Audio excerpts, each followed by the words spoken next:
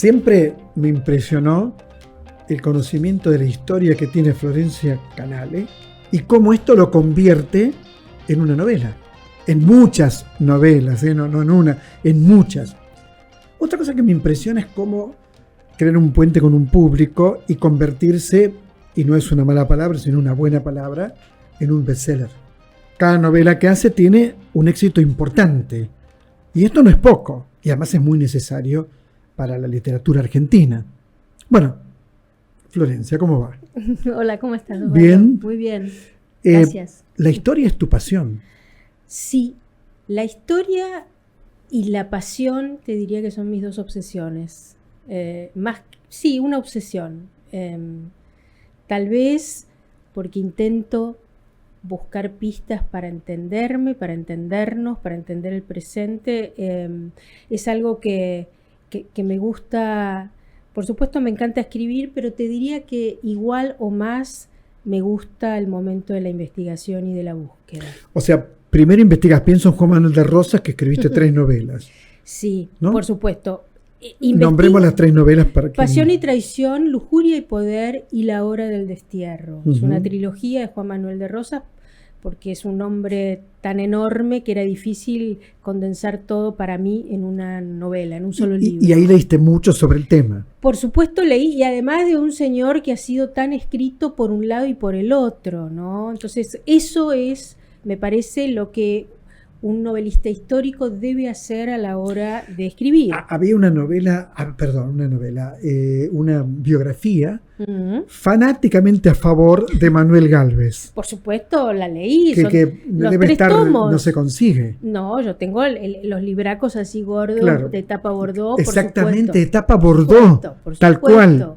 Eso para mí son gemas que yo busco y que trato de tener. Y por supuesto que leí esos 3 tomos donde Juan Manuel de Rosas era un santo. Era casi un ángel caído del cielo, pero también para quienes nos interesa esa figura, debemos leer y buscar, investigar en la escritura, digamos, sí, más en contra, más... Sí, menos a favor. Sí, José María, ¿cómo era? No, José María Rosa sí. es a favor, digamos, sí, el revisionismo. Pero no es más Gálvez, es otra cosa. No, por supuesto, porque Gálvez es un novelista, digamos, es un biógrafo, es un novelista. Claro. Lo mismo me pasó cuando escribí sobre mi novela anterior, ya vamos a hablar de la última, pero El Diablo, ¿no?, de Bernardo de Monteagudo. Me leí, por supuesto, también los 3 tomos escritos por De Bedia, que es una suerte de biógrafo muy defensor de Monteagudo, cuando a veces algunos otros han puesto el grito en el cielo con esa figura tan particular, ¿no? Siempre hay que tratar de ser lo más objetivo posible, aunque a veces eso resulte difícil, y leer todas las campanas, ¿no? Ahora, ¿cómo creás con tu talento, con tu inteligencia o con tu prosa lo que no está escrito? Por ejemplo, los encuentros amorosos. Bueno, por supuesto. Eso no te voy a decir que me resulte tan fácil, porque yo les tengo un respeto, no sé, olímpico a esta gente, a estos hombres y estas mujeres de aquel entonces. Entonces me da un poco de, a veces, pudor. Sin embargo, por supuesto, investigando sus características, sus costumbres, y además se ha escrito sobre algunos más que sobre otros, y entonces imagino un poco, tengo una imaginación. Bueno, por otra parte, ahora vamos a ir a la cruzada, ¿no? Sí. Pero digo, era una época donde todo era distinto, es decir, con todo respeto y admiración hacia Sarmiento, no sé cuántos hijos tendría Sarmiento, pero no era únicamente Dominguito. Es que el amor, como lo conocemos hoy, no exactamente, era, Urquiza. Bueno, dicen que Entre Ríos está toda poblada por descendientes. Claro. Y además... Bueno, tampoco había métodos anticonceptivos. No, había profilácticos y seguramente había modos de cuidarse que estos hombres tan poderosos y las mujeres ni se molestaban. Y además, pensemos, yo no, porque a veces cuando se los acusa o se los señala a estos señores por tal vez abusadores o lo que fuere, pensemos que las mujeres también recibían a estos hombres. Esto era atractivo para muchas mujeres, ¿no? Estos hombres poderosos, interesantes, seductores, muchos con una gran habilidad para el cortejo. Sí, yo puedo señalarte algunas mujeres con estilos un poco más, sí, menos, con la cabeza menos gacha, te voy a decir. Pienso en Manuelita Sáenz. Escribiste un libro. Exactamente. Entero. Exacto. O Encarnación Escurra. O en Mariquita. Mariquita, que le mandó una carta al virrey y se casó con el hombre que ella quiso. Esto era único. Un disparate. Esto no existía, aunque podemos pensar en Remedios de Escalada, la mujer de José de San Martín, que sí se casó con el hombre que ella quiso, que fue José de San Martín, porque estaba prometida a otro hombre, pertinente a su linaje. Pero en general las mujeres aceptaban sin retobe lo que les sugerían los padres. Pensá que era desvalorizada la mujer. Por eso hay algunas, Gorriti y todas las que nombramos. Exactamente. Pero digo, nació una mujer y era la chancleta. Vos sabías, en el campo popular tuvo una chancleta. O sea, que era totalmente desvalorizada. Era en todo caso la que había que colocar. Claro. ¿No? Había urgentemente colocar ya desde los 14 años, ver el candidato que luego pudiera. Estamos hablando de una clase, ¿no? De una élite, pero que pudiera después llevar adelante el mismo estilo de vida que llevaba en su casa, porque la mujer, si bien heredaba, no podía hacerse cargo del dinero. Al padre muerto, quienes manejaban el dinero de la familia eran los hijos varones, no las hijas mujeres. Entonces había que, para poder entender hoy cómo era que un padre le eligiera un candidato, uno se desespera, pero había una razón. Había una razón que por supuesto podemos estar de acuerdo, no podemos estar de acuerdo, pero el padre pensaba en el futuro de su hija cuando él no estuviera. Así fue que don Antonio de Escalada, que había pensado un marido para su hija, un comerciante adecuado, a la madre, a la mujer de él, le pareció inquietante que su hija quisiera casarse con este advenedizo, con este tipo que acababa de llegar y que nadie sabía quién era. Después se logró casar, ¿no? Remedios de Escalada con José de San Martín. Había también una idea del honor. Mirá lo que hace Camilo Gorman con Camila. Está de acuerdo con que Rosa la fusile. Bueno, ese padre que entrega a esa hija, ¿no es cierto? Por la humillación que le significaba al apellido, en todo caso. Te quiero decir de cualquier manera que los O'Gorman eran una familia, digamos, que seguía, que era a favor de Rosas, no era una familia unitaria, era una familia federal. Eran rosistas. Por supuesto. Lo mismo la iglesia, ¿no? Que entrega a esta joven parejita, Ladislao Gutiérrez y Camila O'Gorman, el poder los entrega, el poder familiar. El padre de Camila O'Gorman entrega a su hija en este castigo ejemplar, y la curia y la iglesia entrega a este sacerdote, a este cura tucumano, porque también era un hereje, ¿no? Y Rosas, que se reúne con los principales letrados de aquel entonces para luego sí estampar la firma y decir que deben ser castigados. Bueno, los unitarios pedían también que fuera castigada. Pero por favor. O sea Rosas no le queda otra que hacer eso también, por supuesto, ¿no? que además usa el oficialismo y la oposición, usa esta parejita en todo caso políticamente. Joven, exactamente, como botín de guerra. Se dice que ese 18 de agosto de 1848, que es cuando lo fusilan, empieza el desbarranque absoluto de... Sí, la fusilan embarazada. Por supuesto. Es terrible. Por supuesto. ¿Te acordás de Bastarda?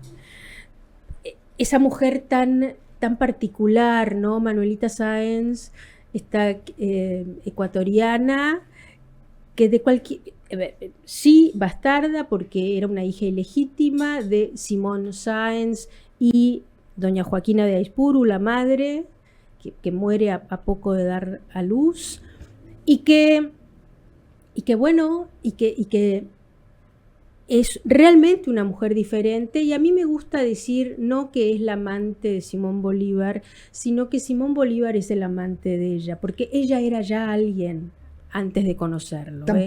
Tampoco es malo ser la amante de alguien. No, pero se la nombra así como... Hay que ver caso por caso, como dice el psicoanálisis, ¿no? Hay que ver en qué caso sí, en qué caso no. Y además encuentra Bolívar una interlocutora válida en esta mujer brillante. Mirá Malinche.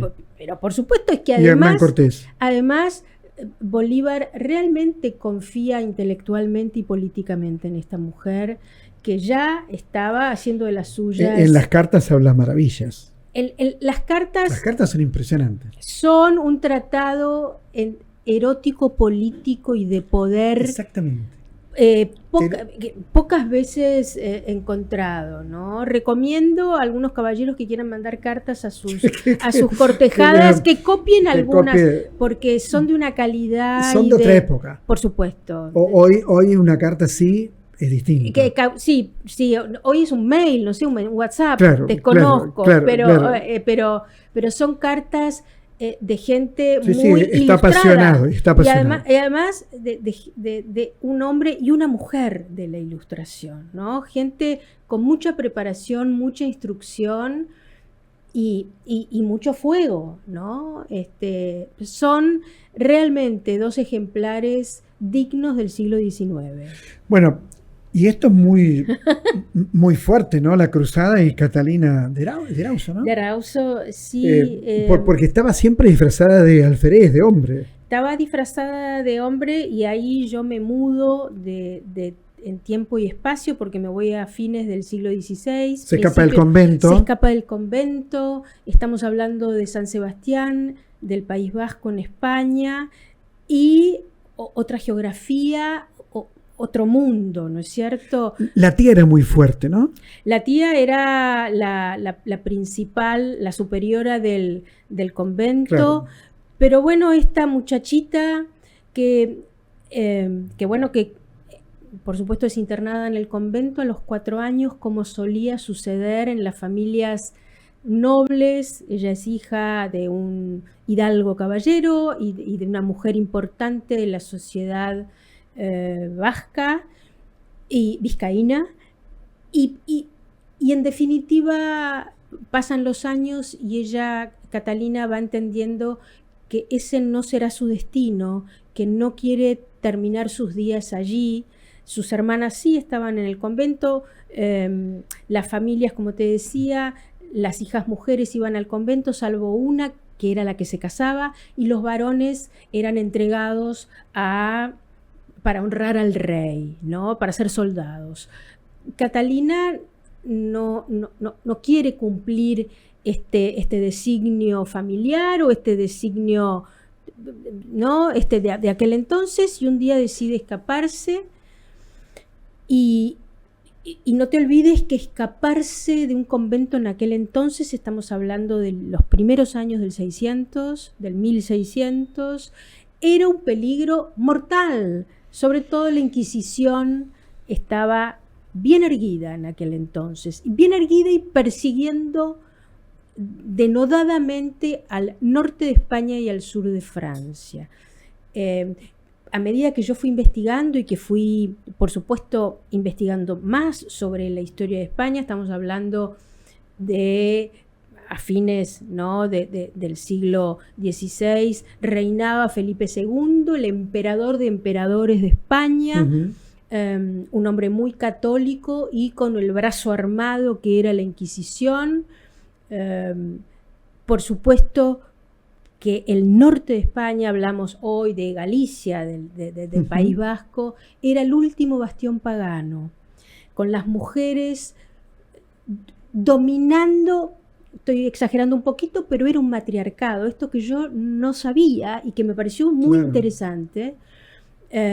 Entonces se perseguía a vida o muerte, bajo tortura y demás, a las mujeres, y escaparse de un convento era un crimen gravísimo, de lesa humanidad. Ahora, me acuerdo de Sor Juana Inés de la Cruz. Bueno. Es decir, vos tenés 18 años. y te dicen, bueno, se tiene que casar con un anciano. O se tiene que quedar encerrada aquí, claro. Claro, y Sor Juana eligió el convento. Pero porque ella podía encontró, estudiar, claro, podía leer. Claro, podía leer todo el día. Bueno, lo interesante de Catalina es que ella escribió sus memorias, ¿no? Seguramente amparada por el estudio y la preparación que ella recibe en el convento, porque este era un lugar donde uno tenía acceso a los libros. Había libros. Por supuesto. Entonces, ella supo aprovechar esto hasta un momento en que decidió que ella no quería, que esto era asfixiante para ella. Para escaparse, ella necesita esconderse. ¿De qué modo se esconde una joven de 15 años que sale del convento vestida de novicia? Corta sus ropas, se arma unos calzones, se corta el pelo, se pone un sombrero y se transforma en un varón. Y empieza a adoptar una nueva identidad escondida para salvar su vida, ¿no? Porque siendo mujer y siendo una fugitiva, era, hoy decimos, carne de cañón. Así es como recorre España, va escapando, va huyendo, hasta que en un momento ella ya era una chica además que bastante varonera, que había estado entre sus hermanos varones, su padre le había regalado una pequeña daga desde muy chiquitita, la dominaba, le enseñaban esgrima a sus hermanos y su papá, antes de que la fueran a internar en el convento. Entonces, bueno, ella se da cuenta que ella quiere viajar. Vos sabés que las mujeres, estamos hablando del siglo XVII, no viajaban todavía solas. Sí viajaban en pareja a la conquista, para armar familia y para poblar América. Pero una muchacha sola de 17 años a bordo de un bergantín, de ninguna manera, porque violada y muerta y arrojada por la borda en un segundo. Entonces ella mantiene su disfraz y logra, bueno, a través de la máscara que ella, con la que ella se esconde, se resguarda, llega a América y yo te diría, lo que ella recorre de América es bestial, ¿no? Cruza los Andes, cruza los Andes antes que San Martín. Y no la agreden en el camino. La van agrediendo, por supuesto, pero no la matan. Pero ella se va salvando. Ella es una suerte de peripecia. Para mí es una suerte de Ulises. Regresando intacta. Exactamente. Va tocando puntos. ¿Cómo es que el Papa la perdona? Qué notable, porque ella ya se había transformado, su historia, ella confiesa su verdad todavía en América, ¿no? El arzobispo de Huamanga le dice quién es. Por supuesto, unas matronas constatan que ella fuera virgen y mujer, porque ella todavía estaba vistiéndose de varón, hasta que un día decide que tiene que contar la verdad. No spoileemos tanto, habrá que leer. No. Claro. Pero eso de constatar, vi una serie que se llama Sisi, la emperatriz, en una plataforma, ¿no? Sí. Y para casarse con el rey se juntaban sacerdotes, distintos letrados, ella, en posición ginecológica, y todos observando, mirá, pues si no sos casta, no podía casarse con el rey. Bueno, yo tengo entendido que Lady Diana Spencer, para casarse con Carlos, también tuvo que demostrar su virginidad. Exactamente. Estamos hablando de ayer. Pero en la serie, bueno, digo todo porque la serie está en Netflix, es una junta. Hay 10, 15 personas mirando, observando. Pero es que había juntas hasta mucho tiempo, mucho tiempo cercano aquí, de constatando en que la noche de bodas se consumara el matrimonio, observando todos que es rarísimo. Ahora, ¿no? Un grado de estas muchachas, cómo consumarlo. Había gente que se casaba a los 13 años con un pibito de 14. Por supuesto. Cómo hacer, y que, ¿no? Porque por ahí no sabía lo que era. No, ni cómo Cuentan era. Que María Antonieta, claro. ¿no? María Antonieta, exacto. Que el muchacho era pasó joven, meses hasta esperando que esto sucediera, porque por ahí quería jugar a los soldaditos todavía, ¿no es cierto? No tenía la menor idea. Claro, claro. Bueno, es un mundo. Ahora, meterte en este mundo, por ejemplo, en el de Catalina, es viajar mucho en el tiempo. Es viajar. ¿Cómo construís la intimidad? No digo la intimidad erótica, digo cómo construís la intimidad de estos personajes. ¿Cómo te imaginas los lugares, las selvas? Yo tuve la suerte, o no, y mientras yo todavía estaba investigando, todavía no había empezado a escribir, estuve en San Sebastián. Qué lugar hermoso. ¿Cómo me gustó? No quiero decir mucho para que no vaya nadie, No, que vayan pero todos viste, a Madrid y no vayan a San Sebastián. San Sebastián es bellísimo, es bellísimo. Es Ese una río, ese río sí, que, sí, la Bahía de la Concha. que lo atraviesa, esa bahía, sí, ¿no? sí, Es muy bello, muy, muy bello. Y bueno, y entonces, por supuesto, como ella nace ahí, hay mucho rescate de su figura y yo, por supuesto, compré mucho material, libros sobre las costumbres de aquel entonces, cómo era la vida, una biografía importantísima, si no la más importante, de Felipe II, que es un libro como de 800 o 1000 páginas, sobre, bueno, no solamente su vida y su reinado, sino las costumbres y... Es decir, cargas la batería, sería. Totalmente. Te lees las 800 páginas y vas cargando ese material. Por supuesto. En tu psiquismo. Y totalmente. Y además, incluso mientras voy escribiendo, yo sigo leyendo y buscando material que tenga que ver con eso. Y además... Bueno, la historia, como yo te decía al principio, es una de mis obsesiones y a mí no me resulta un trabajo tedioso leer historia. No, tenés que conseguir mucho material. Mucho. A veces, ahora, bueno, así es como me apareció Catalina, leyendo las tradiciones bolivianas para el diablo, para mi libro de Bernardo de Monteagudo. Yo estaba investigando... Quería saber cómo había sido el pasaje de Bernardo de Monteagudo en el ejército auxiliar de Juan José Castelli por el norte del país y por Sucre, Chuquisaca, por todos esos sitios. Y en las tradiciones, esas narraciones fascinantes como la de Ricardo Palma, las tradiciones peruanas que son tan extraordinarias, donde uno va enterándose de, por ahí, historias de color.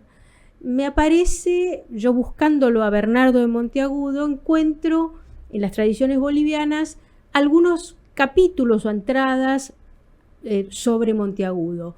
Y en el principio de una de ellas me la nombran, a Catalina de Rauso. Yo no tenía idea. Y ahí abriste los ojos. Y entonces dije, ¿habrá sido una amiga de Bernardo? Googleo. Cuando googleo, aparece la figura de esta muchacha, de esta intrépida y corajuda mujer de pocos años del siglo XVII que había llevado una vida realmente impresionante. Me volví loca, vi por arriba, ahí fue cuando yo lo llamé inmediatamente a mi editor, a Mariano Valerio, y le dije, acabo de encontrar esta historia, yo quiero escribir sobre esta mujer. Y bueno, y entonces... Mi editor quedó enloquecido como yo y la guardamos ahí, y a partir de ese momento, mientras yo terminaba y escribía El Diablo, yo recopilaba material. ¿Pero cuánto tiempo tardás en hacer una novela? Mira, en escribirla... No tanto como en la previa. No, la previa es más amplia, sobre todo además en esta... Porque el siglo XIX, uno va, como todas mis novelas anteriores eran sobre el siglo XIX, yo ya tenía mucho material. Claro, estabas consustanciada con la época. Acumulado, claro. Ahora esto era nuevo. Entonces, sí fueron 2 años de búsqueda. Es más, viajé también a Orizaba, en México, donde ella muere, ¿no? Porque ella termina sus días en México, en Veracruz. Y es muy impresionante el derrotero de sus restos, que no se sabe dónde están. No se sabe. No.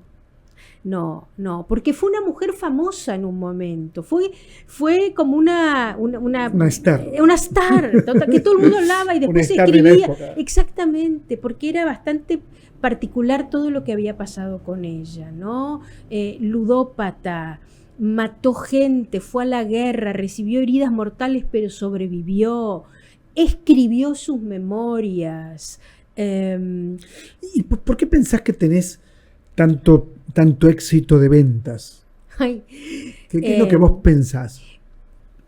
Porque, no lo sé, supongo que hay interés en estas historias que hablábamos, ¿no? El pasado me parece que nos interpela y hay muchos lectores, muchas lectoras tratando de entenderse en la actualidad a partir de cómo se llevaba adelante una vida con tantos obstáculos y seguir adelante, ¿no? ¿Tanto éxito te agarró de sorpresa? ¿Lo esperabas? ¿Lo buscabas? Bueno, siempre buscamos que nos lean. Claro. Yo no soy escritor, pero los escritores buscan ser leídos. Sí, mira, con mi primera novela, que fue Pasión y Traición, que fue la historia de San Martín y de Remedios, que se publicó en 2011, a mí me pareció que estaba bien cuando yo la entregué a mi editor,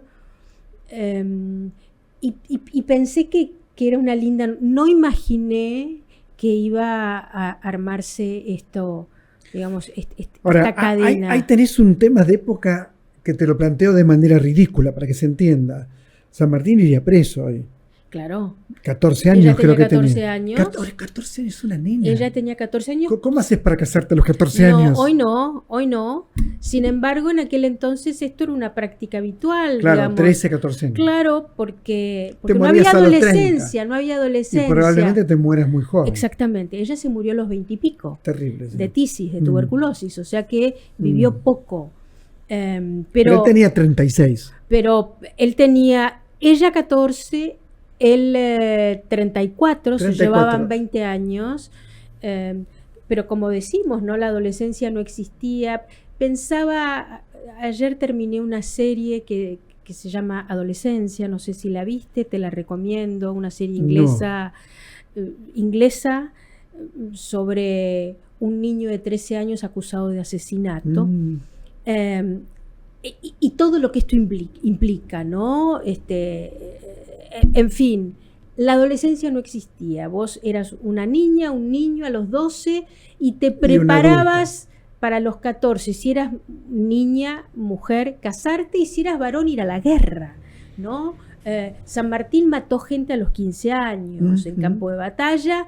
Los hermanos de Remedios, Mariano y Manuel, de 15 y 16 años, se apuntaron al regimiento de granaderos, ¿no? Que San Martín acababa de inaugurar, ¿no? En 1812, cuando llega a Buenos Aires. Sus hermanos de 15 y 16 se apuntan para ser granaderos. Quiero decir, la vida era otro mundo. Era otro mundo. Por eso también, ¿no es cierto?, cuando se habla de, no sé, de Rosas, ¿no?, que tenía tantas amantes o lo que fuere, o las amigas de su hija, ¿no?, de Manuelita. No, porque es interesante, María Eugenia Castro, que fue la mujer con quien tuvo otros hijos.